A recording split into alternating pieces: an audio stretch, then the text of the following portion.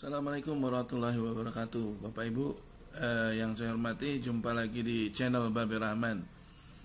Siang hari ini saya akan melanjutkan materi pembahasan tentang bagaimana negosiasi yang efektif agar bisa bayar utang pokok saja di perbankan. Memang materi ini panjang ya, jadi nggak bisa saya hanya dalam 1 atau 2 episode, mungkin bisa sampai dengan 10 episode, karena bicara tentang strategi adalah bicara tentang adalah sebuah seni ya, seni bagaimana negosiasi menjadi efektif itu memang diperlukan strategi. Ibarat orang main catur, mungkin ada yang perlu diumpankan agar kita bisa mendapatkan keuntungan yang lebih besar, seperti itu kira-kira. Jadi sering orang bertanya sama saya, Pak, saya sudah mulai menunggak nih, apakah saya nanti bisa langsung bayar pokok saja? Pertanyaan itu pertanyaan yang paling sering saya jumpai. Ingat, sudah saya sampaikan di episode sebelumnya bahwa perbankan itu dagangannya duit gitu ya. Mana mungkin dia mau bayar pokoknya saja? Nggak mau, dia harus kembali uangnya sesuai dengan yang diperjanjikan, pokok dan bunganya tentunya. Nah, kalaupun dia terpaksa memberikan keringanan dengan membayar pokok saja, itu bila sudah dalam keadaan tidak ada pilihan, itu ingat ya. Jadi nggak mudah untuk bisa bayar pokoknya saja, harus dengan perjuangan. Jadi jangan anggap teorinya sederhana, tunggakin dulu gitu kan, biasanya yang sering disampaikan teman-teman, tunggakin dulu. Ya memang pintunya harus dengan cara ditunggakin. Nggak mungkin Bapak Ibu hari ini pengen ngelunasi pokoknya saja, sementara kemarin angsurannya masih lancar, terus datang ke bank bilang mau ngelunasi pokoknya saja. Nggak mungkin, nggak bakal dikasih. Itu malah diketawain nanti Bapak Ibu bilang gitu. Apalagi bawa-bawa cerita tentang tobat riba dan sebagainya, nggak mungkin. Nah, jadi saya ulangi bahwa bank itu dagangannya duit, dia nggak mau memberi keringanan bayar pokok saja kalau tidak terpaksa. Kalau gitu kita harus bikin terpaksa dong. Iya, kita harus bikin terpaksa dia agar mau memberikan keringanan bayar pokok saja. Caranya gimana? Nah, tentu ada caranya. Caranya adalah apa? Kita pahami, satu-satunya pintu yang memungkinkan bank untuk memberikan keringanan bayar pokok saja bila nasabah dalam kondisi sudah tidak lagi mampu membayar. Nah, kondisi tidak mampu membayar pun harus karena hilangnya kemampuan membayar, betul-betul karena resiko bisnis ya. Jadi bank itu akan menganalisa, akan mengevaluasi apakah memang ketidakmampuan membayar Bapak Ibu itu disebabkan karena resiko bisnis, bukan karena kesengajaan. Nah, itu makanya di episode yang lalu saya sampaikan harus didesain dari awal secara alamiah bahwa memang Bapak Ibu itu nggak bisa bayar itu bukan sebuah kesengajaan, tapi memang karena kehilangan kemampuan membayar, seperti itu, sehingga memungkinkan diberikan keringanan. Nah, itu ada tahapan-tahapannya, dari misalnya dari awal memberitahukan, kemudian mulai tidak membayar dan seterusnya. Tapi kita pahami video ini bukan ngajarin Bapak Ibu untuk ngemplang ya, bukan untuk ngemplang. Hutang wajib dibayar, bahkan hutang itu dibawa sampai mati. Hutang itu fid dunya wal akhirah. Hutang harus dibayar. Tapi kalau memang Bapak Ibu sudah tobat riba, ya memang harus dihindari bayar bunganya, karena riba itu bunga itu riba gitu. Jadi bagaimana yang kami ajarkan itu supaya terhindar bayar ribanya gitu.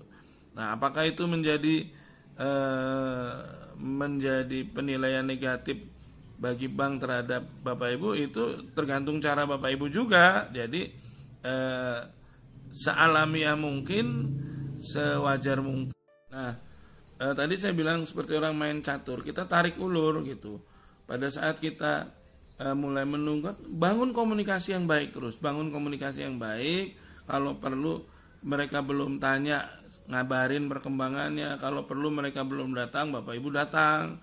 Kalau perlu Bapak Ibu malah menunjukkan iktikat baik dengan menyerahkan fotokopi sertifikat atas aset yang mau dijual yang akan digunakan sebagai pelunasan, untuk digunakan untuk melunasi pinjaman. Jadi tunjukkan bahwa semua itu karena betul-betul keinginan Bapak Ibu untuk menyudahi sesegera mungkin kredit macet ini gitu.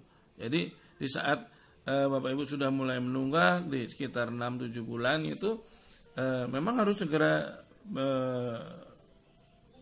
bagaimana segera dilunasin ya, supaya bank juga tidak dirugikan terlalu lama gitu, karena mereka akan mempertimbangkan bila Bapak Ibu memang tidak lagi dilihat kemampuan membayarnya, tidak mampu lagi membayar dari hasil usaha, maka bank akan melirik jaminan.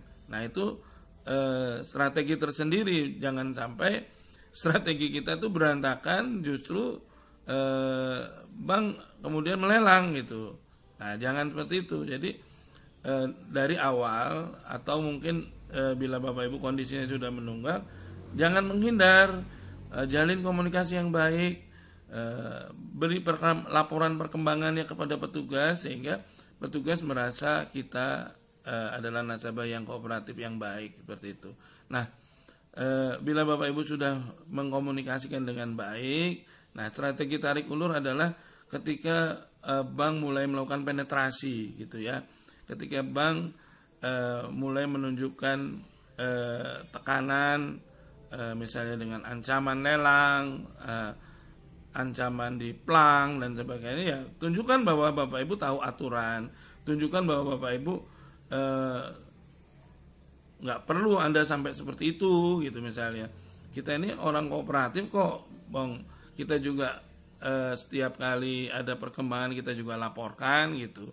Kemudian kalau mereka bilang masang plang dan sebagainya, Anda sudah beri pertolongan pada saya apa kalau tiba-tiba bicaranya masang plang, bicaranya lelang gitu. Solusi konkret saya itu adalah bagaimana saya menyelesaikan utang saya, bukan dengan ancaman dilelang dan sebagainya gitu. Lelang adalah second opinion, pilihan terakhir pada saat nasabah sudah dianggap lagi tidak mampu membayar dari hasil usahanya, maka lelang adalah pilihan terakhir. Nah saat ini Bapak masih ada usaha untuk menjual aset, Bapak masih ada usaha untuk bagaimana nyetori tunggakannya, seperti itu. Kenapa pilihan lelang selalu dijadikan senjata gitu? Itu juga jadikan dalil argumentasi Bapak Ibu gitu. Kalau gitu apa bedanya kalian dengan rentenir? Kalau bicara menunggak terus bicaranya lelang gitu. Harus ada keberanian seperti itu. Kadang-kadang petugas bank juga semaunya sendiri dia gitu. Dengan bagaimana caranya, yang penting agar angsurannya masuk gitu, makanya dengan menakut-nakuti dan sebagainya. Tapi kalau Bapak Ibu menunjukkan bahwa Bapak Ibu juga memahami aturan, Bapak Ibu juga memahami dunia perbankan, saya rasa dia sendiri juga akan berhati-hati gitu. Kecenderungan adalah ketika Bapak Ibu menunjukkan tidak tahu, menunjukkan buta masalah hukum, menunjukkan takut, itu malah semakin ditekan, malah semakin semena-mena gitu. Tapi kalau Bapak Ibu berani, Bapak Ibu tunjukkan bahwa saya juga tahu hukum, saya juga tahu dunia perbankan, mereka juga tidak akan semena-mena. Banyak orang yang ketika dicari menghindar, dicari ngumpet, WA diblokir dan sebagainya, malah dapat tekanan kuat sekali. Tapi pada saat dia menunjukkan bahwa saya itu punya etikat baik, didatangi, ketemu, ditelepon, diangkat dan seterusnya, itu bank malah nggak berani menekan terlalu kuat gitu ya. Jadi sekali lagi, jangan menghindar, jangan takut, jangan mau ditekan gitu ya. Tunjukkan bahwa saya juga tahu hukum, saya juga tahu tentang dunia perbankan. Anda nggak boleh semena-mena seperti itu gitu. Dan jangan takut dilelang. Karena yang membuat menjadi Bapak Ibu takut, yang membuat menjadi Bapak Ibu tidak punya argumentasi, karena pikirannya sudah penuh dengan ketakutan-ketakutan. Nah, sebenarnya itu nggak perlu gitu ya. Mulai sekarang berani berargumentasi, berani menghadapi, jangan takut. Oke, sampai di sini saja. Semoga bermanfaat. Assalamualaikum warahmatullahi wabarakatuh.